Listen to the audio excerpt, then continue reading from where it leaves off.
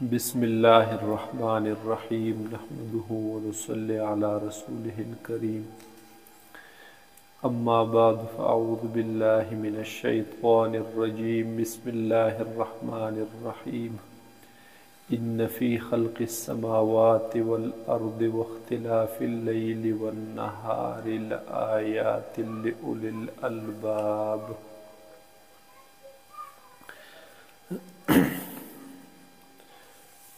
بس په دې فن نوم دی فن فلکیات یا علم فلکیات. زمون دو قسم علوم دي، یو مقصودی علوم دي یا عالی علوم ورته وایي، قرآن پاک شو، احادیث مبارکه شول، عقاید شول، فقه شو، او یو عالی علوم دي بطور اعلی بطور واسطه هغې نه بحث کوو. دې کې لکه مثال نحو شوه، صرف شو، منطق شو، فلسفه شوه، هغه نور ورسره مختلف هغه اصول وغیره شول. دغې فنونو کې دا کوم عالی فنون عالی علوم چې دي په هغې کې یو دا فن فلکیات هم دی. دې ته په انګریزۍ کې ورته اسټرانومي ویلی کېږي. او د دې نه هغه د دې څومره کلیات چې دي، څومره ایجادات چې په دې کې شوي دي، د دې تاریخ وګورئ نو دا زموږ مسلمانانو کړي، البیروني، الادریسي وغیره، عمر خیام، لوی لوی ماهرین د دې فن تیر شوي او مسلمانان. خو بیا یو دور داسې راغی چې هغه دا فن زموږ نه وغورځېد، دې فن ته هغه موږ شا کړه. نو بیا یو زمانه د انګریزانو د غروج راغله. دې انګریزانو بیا زموږ سره دا دوکې وکړي چې زموږ مسلمانانو چې کوم ایجادات کړي او کوم قواعد هغه د هغې استخراج کړی او کوم قواعد ایجاد کړي او جوړ کړي، د هغې کلیاتو، د هغې قواعدو، د هغې ایجاداتو نسبت خپل ځان ته وکړو. بلکل هغه اصل موجد زموږ یو مسلمان هغه پاتې او انګریز خپل ځان ته نسبت وکړو. یو دا غلی رنګه کړي او یو بل ورانی داسې کړی دی چې خپل ځان ته نسبت نه دی کړی، خو د هغې مسلمان هغه نوم داسې وران کړی دی چې سړی وایي دا چېرته د انګریز نوم دی. ابراهیم نوم بل دا په داسې جوړ دوی اخلي، هغه تلفظ پې داسې کوي، په داسې ترتیب سره دې نه تعبیر کوي او تلفظ پې کوي، ته وایي چې دا چېرته مسلمان نه دی، انګریز دی چېرته. نور چې حقیقت یې ولټی نو هغه انګریز نه وي بلکې هغه یو مسلمان دی. زموږ د هغې کمۍ د وجې نه، زموږ د عدم دلچسپۍ د وجې نه هغه زموږ دا میراث زموږ نه غلا شو، زموږ نه هغه خلکو قبضه کړو. نو موږ به پرې کوشش کوو چې یاره زموږ د مشرانو هغه ایجادات چې دي، د مشرانو هغه کوم کلیات هغې استخراج د هغې کړی، محنتونه یې پې کړي، ایستلي دي، چې په هغې څیز باندې ځان پوه کړو. بل د دې فن تعلق هغه د دې ټولو سیارو، د ټولو ستورو، د ټولو څیزونو سره دی. خو موږ به د نورو څیزونو نه په دې کې بحث نه کوو. نور سیارات شو، لکه مثال په طور مشتري شوه، مریخ شوه، نور مختلف کائنات، دومره لوی کائنات خدای جوړ کړی دی، پیدا کړی دی چې اندازه یې هم څوک نشي کولی. دا کوم موږ ته چې کوم نظام ښکاري، سولر سیسټم، نظام شمسي دی ته وایي، چې په دې کې نور دی او ګیرچاپېره ترې نه سیارات هغه چکر لګوي او بیا د هر یوې سیارې سره خپلې سپوږمۍ دي. لکه زموږ ځمکه پکې یو سیاره ده، هغې سره خپله یوه سپوږمۍ ده، د بعضې سیارو سره ډېرې دي، 165 پورې سپوږمۍ دي صرف په نظام شمسي کې، دا پکې دریاب شوي دي، نورې پکې هم شاید شي. نو دا ټول نظام شمسي د خدای په دې موجوده کائنات سره نسبت هم نشته. لکه سړی وایي 1 نسبت 1 کروڑ، خو د 1 کروڑ سره هم یو نسبت شته که نه. د دې سولر سسټم چې وګورئ نظام شمسي، نو که په سولر سسټم کې زموږ د ځمکه وګورئ نو د دې نظام شمسي سره د ځمکې سره نسبت نه جوړېږي. لکه د ټولې ځمکې سره د مچ د غلو سره نسبت جوړېږي، په دومره ټاکې یا په دې پیندې یو نقطه جوړه کړي، دې سره څه نسبت دی؟ نو په دې سولر سسټم کې زموږ د دې ځمکې دغه حیثیت نه دی. داسې دا ټول سولر نظام چې کوم دی، نظام شمسي په دې کائنات سره هېڅ نسبت نشي جوړېدی، دومره لوی د خدای کائنات دی. او مزید نور وَإِنَّا لَمُوسِعُونَ، مونږ دې لره ښه وسعت ورکوونکي یو. بیا دې ساینسدانانو معلومه کړې ده چې یاره په دې کې د وسعت څومره راځي، دا د رڼا په رفتار سره راځي، او رڼا چې دا په 1 سیکنډ کې 3 لکه کیلومتره هغه توی کوي. لکه نور زمونږ د نور په منځ کې تقریبا اوسطا 15 کروڑه کیلومتره فاصله ده. نو دا رڼا چې دا رفتار توی کوي نو د دې دپاره 8 بینډ 24 سیکنډ داسې اخلي. زمونږ او د سپوږمۍ ترمنځ 4 لکه کیلومتره فاصله ده. دا 4 لکه کیلومتره تقریبا په باندې په 1 سیکنډ کې رڼا توی کوي.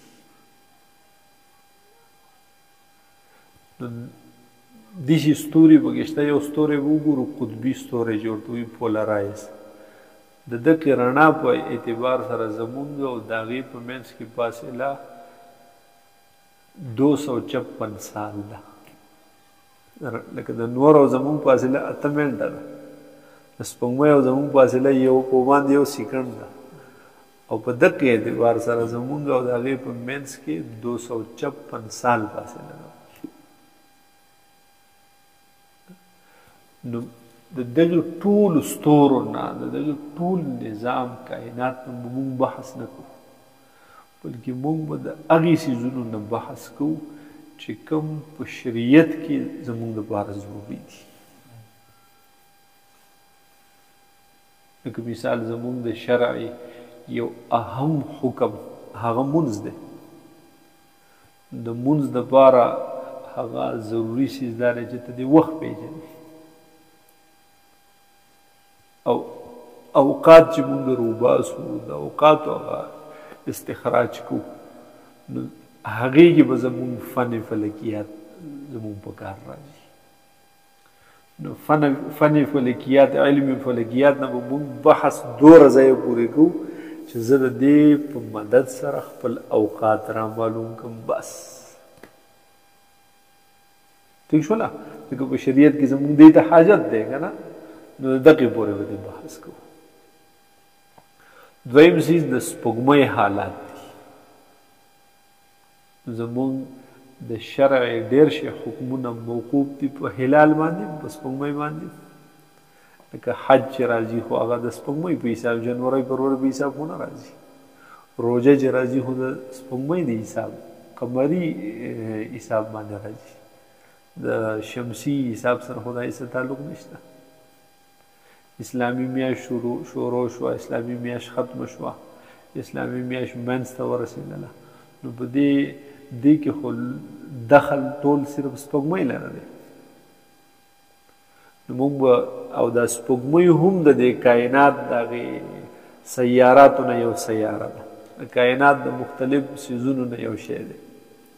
نو موږ به د دې نه بحث تر دې حده پورې کوو چې موږ د دې نه د میاشتې شروع، د میاشتې اختتام، د میاشتې منځ چې په هغې حساب باندې پوه شو. او بیا په دې کې ضمني او بله خبرې هغه همداسې که بالفرض زه په خپله باندې مشاهده ونه کړم، په خپله باندې ونه ګورم سپوږمۍ، خو ما ته قوم ذمواري راکړي چې نور څوک وویني نو به تا ته ګواهي پیش کوي او ته بیا د هغې د ګواهۍ مطابق فیصله وکړه. نو دا به موږ زده کوو چې یاره د چا خبره به زه اورم، د چا به نه اورم. چې یو ګواه ماله راشي نو د دې ګواه هغه تزکیه به زه په څه اعتبار سره کوم. یو د ګواه تزکیه وي شرعاً، چې شرعاً دا عادل سړی دی او که نه، او دویم د ګواه تزکیه وي په اعتبار د فن سره. لکه ګواهي چې نه نو هم به دا ګواه عادل وي، بل دا چې دی به د ظاهر نه خلاف خبرې نه کوي، د بدیهیاتو نه به خلاف نه کوي. مثال نن تاله یو سړی راغی تا ته اوس قرآن درته خوري، قسم طلاق درته خوري چې اوس شپه ده، ښه غټه غټه ږیره یې ده، ښه غټ پټ کې، ښه تسبیح په لاس کې او داسه کې، او قسم هم خوري، طلاق هم خوري چې اوس شپه ده، نو دا خبره د منلو ده؟ که ته د زمانې لوی بزرګ شي، خو دا خبره دی د ظاهر نه خلاف ده، د بدیهیاتو نه خلاف ده. زما مشاهده په دې ټایم کې دا ده چې نه ورځ ده، نو مشاهده د یقینیاتو نه وي، مشاهدات د یقینیاتو نه وي که نه، نو په دې فن سره به معلومو چې د دې ګواه ګواهي دا د ظاهر نه خلاف نه که د ظاهر موافق ده، د بدیهیاتو نه خلاف خو نه ده. یو د سپوږمۍ حالات معلوم او بل د سپوږمۍ ګواهي چې تا د څوک درکړي چې ما لیدلې، نو د هغې جانچ پړتال کول په څه طریقه باندې به فني اعتبار سره د دې ګواه تزکیه کې چې دا یار دروغ وي که رښتیا وي. بعض ټایم کې څوک دروغ نه وي خو په غلطۍ کې غلط فهمۍ کې مبتلا شي، پوه شوې پې؟ نو کله کله به داسې خلک وي چې هغه به هغه شرپسند وي، دروغ به وي، د دروغجن دروغ به مونږ را معلومو چې دروغ رانه ونه چلېږي، او یو نیم کس به دروغ نه وي خو هغه به په غلط فهمۍ کې مبتلا شوي، نو د هغه غلط فهمي به هم لرې کړو، هغې اصلاح به هم کړو چې وروره ته په دې ځای کې خطا کېږي داسې، پوه شوې؟ نو دا تزکیه چې فني کوو دا به د دې فن په رڼا کې کوو، د دې علم په رڼا کې به یې کوو. ٹھیک شوله؟ دریم موضوع به په دې کې زموږ سمت قبله وي، تعیین د سمت قبله، تخریج د سمت قبله، چې خاص قبله یو په دې کې بیا اوس مخې ته وبکې راشي، په قبله کې ډېر لوی ګنجایش دی. عین کعبې طرف ته چې ستا مخ شو، یو خو چې په کعبه کې دننه لمونځ کوې نو چې هر طرف ته مخ، که په مسجد حرام کې دننه لمونځ کوې نو کعبې طرف ته مخ کې، بل طرف ته بیا نه کېږي، ځکه هغه صفونه ټول ګول دي چې ولاړي که نه. که د مسجد حرام نه ته بار لمونځ کوې او تا ته کعبه ښکارېده نو بیا هم کعبې طرف ته مخ کې، او که کعبه تا ته نه ښکارېده نو بیا د مسجد حرام طرف ته مخ کول. او ته لکه په دې ملک کې ته په پاکستان کې، په هندوستان کې یا افغانستان کې، نو دلته هم موږ د مسجد حرام هم نه ښکاري، مکه راته هم د هغې ابادۍ خو راته هم نه ښکاري که نه. د دې خلقو دپاره بیا هغه شطر المسجد الحرام تاسو مخ کوئ په هغې سمت د مسجد حرام ته، پوه شوې؟ او سمت چې وي، جهت چې وي، شطر چې وي که نه، نو دا د 90 درجو پورې خوب وي. لکه مثال دا زموږ سره بالفرض عین کعبه دلته ده، زه په دې بل ملک کې پاتې کېږم دلته، نو زه چې داسې ودرېدم دا ما فکس کعبې طرف ته مخ کړی دی که نه، خو ما ته زه چې په دې ملک کې پاتې کېږم نو ما ته دا حکم نه دی چې زه دې کعبې ته مخ کړم، بلکې ما ته دا حکم دی چې زه دې طرف ته مخ کوم. چېرته دې مخ کومه؟ طرف ته دې، که په مسجد حرام کې دننه بیا حکم و چې کعبې ته مخ کړه، که مکه مکرمه کې مسجد حرام ته مخ کړه، که بارې د دی نه نو بیا دې طرف ته مخ کړه. او دا طرف چې نو چې دا عین کعبه ده نو د دې نه 45 ډیګرۍ دی خوا 45 ډیګرۍ دی بل خوا، دومره پورې طرف وي او جهت وي، په دې کې دومره پورې ګنجایش په دې کې وي.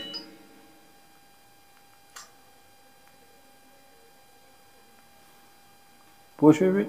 نو دا به بیا په دې ډي باندې معلوم کړو 45 ډیګرۍ دي شي 45 ډیګرۍ دي شي د عین کعبې نه دې ټول ته هغه شطر یا دا ټول هغه جهت دی، هغه سم دی. ٹھیک ده؟ نو دلته چې مونږ جومات جوړو نوی نو کوشش وکړو چې د جومات د قبله عین کعبې طرف ته مخامخ وي. که بیا پکې رانه غلطي راله او لږ اخوا لږ دی خوا نو خیر دی، د هغې ګنجایش ده. یا یو زوړ جومات دی تا ته څوک وایي چې یاره د دې قبله راله معلومه کړه چې صحیح ده او که نه ده، تا چې وکتل نو 10-12 ډیګرۍ 15 ډیګرۍ په هغې فرق و، ای به خیر دی. دا اوس نقصان مه کوه، نړوئ مه، ٹھیک ده، بلکې دغې ګنجایش پکې هم شته. یو سړي مونځ وکړو 10-15-20 درجې کوږ ولاړو د عین کعبې نه وایي ودې شو مونځ. پوه شوې؟ نو موږ به اول کوشش کوو چې عین کعبې طرف ته چې کوم خط تلی دا رامعلوم، ٹھیک ده. که بیا وروستو عملي زندګۍ کې په دې کې چېرته څه فرق راتلو د یو جومات په قبله وغیره کې نو دغه به نوم په ذهن کې چې شرعاً موږ ته اجازت شته 45 ډیګرۍ د عین کعبې نه یو طرف ته 45 بل طرف ته ډېر پورې راته اجازت شته. درېیمه موضوع به زموږ هغه سمت قبله معلومول وي. ٹھیک شوله؟ هغه استخراج د سمت قبلې به وي. دا به بیا معلومو په قواعدو سره هم، او دویم به دا معلومو د نور په دې سوري سره هم، ٹھیک ده. او بل دا معلومیږي دایره هندیه به مخې ته پکې وایو، هغې ذریعې سره به هم معلوم. او څلورم دا په د شپې د ستورو نه هم معلومیږي، ٹھیک ده. بیا خصوصي د نور نه چې معلوم کړي یا د شپې د ستوري نه معلوم کړي په دې کې ډېره کمه غلطي وي، په دې کې ډېره معمولي فرق پکې ژر ته راځي، او دې کې فرق دومره نه وي. عام قواعدو سره چې معلومې نو هغه اکثر صحیح راوځي، لکه که فرق پکې ژر ته راشي ډېر معمولي فرق پکې راځي. بل د دې د معلومولو طریقې چې دي هغه د کمپاسې دي. هغه که دې خیال کړی څوک ابادۍ کوي د انجینرانو سره خپل خاص کمپاسې څه آلات وي که نه په هغې باندې معلوم وي. په هغې کې غلطي چې ده د 90% پورې به هغې غلطي راځي. حالانکې زموږ خو نن سبا د فن نه لرې یو چې په هغې مو اکتفا کړې که نه، په هغې کې انتهایي زیاده غلطي راځي. پوه شوې؟ یو خو دا ضروري نه ده چې دا قبله دې ستا په عین مغرب کې دلته عین نقطة المغرب چې دی او یو ځای یو نقطة القبله چې دا به بل ځای دغه فرق هم کېدلی شي. او بل دا چې په دغې کمپاسو کې مقناطیس لګېدلی شي، او مقناطیس چې دی نو دا د اوسپنې نه متاثره کېږي. نو که دا تا په ځمکه کېښود په دې کې داسې علاقه و داسې ځای و چې هلته په دې خاوره کې په دې ځمکه کې د اوسپنې ذراتو هم دا متاثره کېږي د هغې نه. تا په لاس کې نیولی په دې لاس دې دلته ګړۍ ده دا اوسپنه دې هم متاثره کېږي. پین دې خواته ورسره د اوسپنې هغې هم متاثره کېږي، ځکه خو هر قسمه اوسپنې نه متاثره کېدلی شي. ٹھیک شو نه؟ نو هغې کې یقیني بالکل نه راوځي. نو په هغې کمپاسو باندې به بالکل اعتماد نه کړو، ځکه چې هغه 90-95% په هغې کې غلطي هغه راځي. داسې طریقه باندې به قبله معلومو چې هلته د غلطۍ ګنجایش انتها کم، غلطي پکې ډېره کمه راوځي. او هغه چې ده نو هغه د دې نور نه روزانه په بنیاد هم په دې اخبارونو کې راځي په مئی کې او په جولای کې دوه داسې تاریخونه راځي چې په هغې کې هم ته په اسانه سره بیا د نور د سوري نه قبله معلومولی شي. په دغې دوه ورځو کې هغه دا نور چې نو د هغه حالات په بیا بیان کړو چې یاره دا حرکت د ځمکې د نور نه ګیر چاپېره څرنګې دی او د کم کم ځای پورې حرکت کوي. په کال کې د دوه ورځې داسې راځي چې په دې کې دا نور چې کله په مکه مکرمه کې نصف النهار وي نو بلکل د کعبې سر له دا نور راځي، بلکل د پاسې وي. نو په دغې ټایم کې چې دا د پاسې نو ستا په دغې ټایم کې چې هلته نصف النهار وخت دی نو ستا په علاقه کې څه کم وخت دی، فرق معلوم کا. چې فرق دی معلوم کو یاره په دغې ټایم کې به زمونږ په دې علاقه کې تقریبا څه په باندې 19 منټه د پاسه 2 بجې جوړېږي چې هلته په جولای کې چې هلته عین نصف النهار وخت دی نو دلته څه په باندې 14 منټه 19 منټه د پاسه 2 بجې. نو په هغه ټایم کې چې کوم شی هم تا په دې ځمکه داسې کېښود د هغې سوری کوم طرف ته و بس هغه قبله دا په کال کې 2 ورځې صرف راځي. ٹھیک ده. او په هغه علاقو کې معلومیږي چې هغې علاقو کې په دغه ټایم کې ورځي لکه نیمه دنیا دي شي چې په هغه ټایم کې پیسې شپه وي نو چې په کومو کې ورځي په هغه کې صرف معلومېدی شي. او نور قواعد چې دي نو د هغې نه روزانه په بنیاد هغه قبله معلومولی شي. داسې د نور نه هم د روزانه په بنیاد معلومولی شي. د شپې د ستورو نه چې وریځ مریځ نه یو ستوري درته ښکاري هم د روزانه په بنیاد د دې نه قبله هغه معلومولی شي. یا د قواعد چې دي نو د هغې نوم هر ټایم ته معلومولی شي. نو دا 3 څیزونه هغه اوقات الصلات او رؤیت هلال او سمت قبله دا 3 دا به زمونږ موضوعګانې چې شو دا 3 په دې فن کې ګویا کې زمونږ مقاصد دي. بل څیز په دې فن کې چې به وایو نو هغه به د دې 3 مقاصدو دپاره څه خاص اصطلاحات دي چې څه خاص اصطلاحګانې دي چې په هغې باندې پوه شو. دغه خاص اصطلاحات چې دي دغه به بطور مقدمه بطور تمهیدي زموږ لپاره لکه که ته ډایرکټ په مقصود کې شروع شي نو مثال ډایرکټ قرآن پاک هغه تفسیر او ترجمه ته صرف کښېنې او نحو صرف او نورو فنونو نه خبر نه نو چې بیا پکې یو صیغه راشي او د هغې کې نو چې په هغې کې بیا ونښلې نو تفسیر به نه په ځای پاتې شوي صرفو ته به دې تللی که په ترکیب کې ونښتې تللی نحوې ته به بیا تللی نو دا مقدمات د مخکې نه زده کړه فنون آلات د مخکې نه ځان سره برابر کړه دپاره د دې چې په مقصوداتو کې درته بیا په منځ د مقصود کې بیا په غیر مقصودي څیزونو کې نښلي نو چې هغه د نه مخکې نه په ذهن کې ورته پوهېږې پې که نه. نو څلورم څیز چې زده کوو پکې نو هغه به د دې 3 مقاصدو دپاره مخصوص اصطلاحات دي مقدمات دي. دغه مقدمات چې بیا دي نو په دې کې ریاضي پکې هم ده جغرافیه پکې هم ده جیومیټري پکې هم ده. ٹھیک شو نه. په دغې کې کیلکولیټر باندې ځان پوه کول پکې هم دي چې دا ساینټیفک کیلکولیټر به موږ څنګه استعمالو د دې په ذریعې سره به هغه څرنګې خپل مقصود حاصلو. په دغې کې هغه کمپیوټر لیپټاپ دغه پکې هم دی دغې نه به موږ خپل مقصود به ترې څنګې حاصلو هغه مختلف قسمه کیلکولیشن چې وي نو هغه پکې څرنګې کوو پوه شوې بې دغه ټول به زموږ هغه مقدمات وي. ٹھیک ده.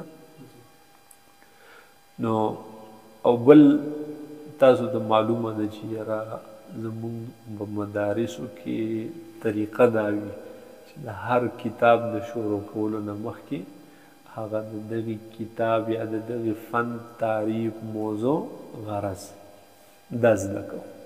ٹھیک ده. دا چې د ټول کال صفتي که نه نو د یوې پارې کې زده کوو. ٹھیک ده. دلته صرف د هغې خلاصه غونده کې دقه چې د علم فلکیات هغه فن دی چې په دې کې د دغې سیاراتو د احوالو نه بحث کېږي. ٹھیک شو نه. چې کوم په فضا کې څومره عالم بالا دی چې په دې ځمکې نه بره چې دا کوم مخلوقات خدای پیدا کړي په هغې کې سیارې دي ستارې دي سپوږمۍ دي واړه غټ ستوري مختلف دي که نه نو د دغې بحث کیږي په علم الفلکیات کې او د دې موضوع چې ده نو موضوع یې هم دقه سیارات دي ټیک ده او غرض زمونږ د دې نه هغه دا دی چې د خدای ډېر لوی کائنات دی لوی نظام دی څومره چې د خدای دا نظام لوی دی نو د دې پیدا کوونکي اندازه ترې ولګوو چې څومره لوی قدرتونو والا ذات وي نو چې موږ دا مصنوعاتو باندې پوه شو چې د صانع معرفت راته حاصل شي پوه شوې بې که نه چې د عجیب کائنات ته وګورو په دې عجیب کائنات باندې مو دماغ ورسیږي چې هغه لویو طاقتونو قدرتونو والا رب د هغه معرفت راته حاصل شي دویم مقصد مو پکې دقه دی چې یاره مونږ هغه زمونږ بعضې احکامات یا بعضې آیات قرآنیه یا بعضې احادیث مبارکه چې مونږ د دې په مدد سره په هغې پوه شو پوه شوې لکه مثال منځ دی مانځه کې وقت لره دخل دی که نه نو چې د وقت مونږ وپېژنو نو چې مونږ خپل منځ وپېژنو په صحیح وقت یې ادا کړو چې د قبلې استخراج کولی شو سمت قبلې چې صحیح طرف ته منځ کوو بیا پوه شوې د سپوږمۍ د حالاتو نه خبر یو چې صحیح حساب د میاشتې کوو بیا چې په غلط ټایم باندې روژه کوو نه په غلط ټایم اختر کوو نه په صحیح ټایم روژه او اختر بیا کوو پوهېږي بې که نه نو غرض مو ترېنه دقه چې د الله معرفت مونږ ته حاصل شي په ذریعې د هغې قدرتونو د الله د هغې مصنوعاتو د الله سره دا ټول کائنات چې دی د هغه دلایل علمیه دي په ذات د باري تعالی ټیک ده ټول هغه آیات دي او نشانات دي نښې د خدای د قدرت دي په ذات د باري تعالی کې مو مشغوله کېږه په قدرتونو د خدای کې په صفاتو د خدای کې مشغوله شي ټیک ده د صفاتو نه یې وپېژنه د قدرتونو نه یې وپېژنه چې کوم قسمه ذات زمونږ رب دی کوم قسمه ذات زمونږ خالق مالک دی پوه شوې بې او چې خپل احکامات زده کړو د قرآن پاک بعضې آیاتونه چې د دې په مدد سره به موږ پوهېږو چې هغه زده کړو بعضې احادیث چې د دې په مدد سره موږ ته هغه ښه ظاهرېږي چې هغه احادیث مبارکه زده کړو نو پیدا به دا شي چې موږ به هغه سعادت د دنیا او د آخرت به راته حاصل شي ٹھیک شو السلام علیکم